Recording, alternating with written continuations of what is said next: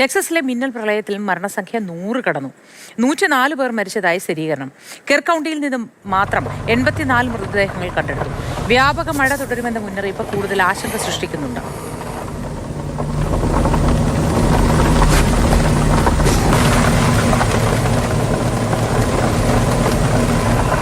കൂടുതൽ വിവരങ്ങളുമായി ന്യൂസ് ഡെസ്കിൽ നിന്നും സൗമ്യ ആർ കൃഷ്ണ ചേർന്നു. സൗമ്യ, ടെക്സസിൽ വലിയ പ്രശ്നങ്ങളാണ് മഴ ഉണ്ടാക്കുന്നത്, അല്ലേ? തീർച്ചയായും മോത്തി, ദാരുണമായ സംഭവങ്ങളാണ് ടെക്സസിൽ നടക്കുന്നത്. കാരണം കഴിഞ്ഞ ദിവസങ്ങളിൽ ഉണ്ടായ ശക്തമായ മഴയിൽ 100-ലധികം പേർ മരിച്ചു. അതിൽ ഏറ്റവും കൂടുതൽ പേർ മരിച്ചത് ഇപ്പോൾ സൂചിപ്പിച്ചതുപോലെ തന്നെ കെർ കൗണ്ടിയിലാണ്.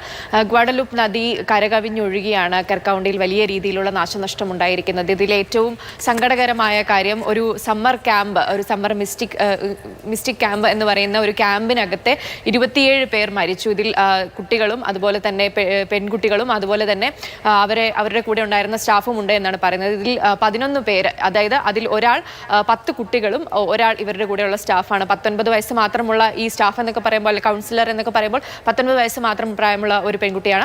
ഇവരെല്ലാവരും തന്നെ കാണാതെയായിട്ടുണ്ട്. ഇനിയുള്ള കാണാതായ ആളുകളെ കണ്ടെത്തുക ദുഷ്കരമായിരിക്കും എന്നുള്ള ഒരു മുന്നറിയിപ്പാണ് ഈ ടെക്സസിൽ നിന്നുള്ള അധികൃതർ അറിയിക്കുന്നത്. അതുകൊണ്ട് തന്നെ ഇനിയൊരു പ്രതീക്ഷ മുന്നോട്ട് വെക്കേണ്ടതില്ല. 40-ലധികം പേരെ ടെക്സസിൽ ആകെ കാണാതെ ആയിട്ടുണ്ട്. ഇനി കാണാനുള്ളവരെ തെരച്ചിൽ നടത്തുന്നുണ്ടെങ്കിൽ പോലും കണ്ടെത്തുക എന്നുള്ളത് ദുഷ്കരമായിരിക്കും എന്നുള്ള ഒരു നിഗമനത്തിലാണ് മറ്റ് അധികൃതരെല്ലാം തന്നെയുള്ളത്. എന്തായാലും ഈ വെതർ സർവീസസിലടക്കം ട്രംപ് നടത്തിയ കുറെ കോംപ്രമൈസസുകളുണ്ട്, കുറെ കട്ടിങ്സ് വരുത്തിയിട്ടുണ്ട്.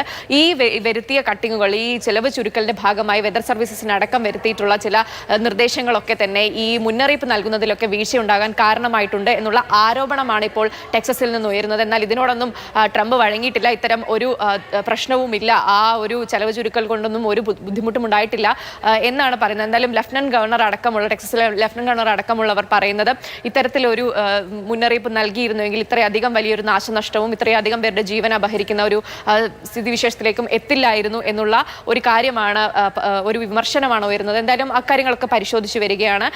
അടുത്ത 2 ദിവസത്തേക്കെങ്കിലും മഴ തുടരുമെന്നുള്ള ഒരു വിലയിരുത്തലിലാണ് ടെക്സസിലുള്ളവർ.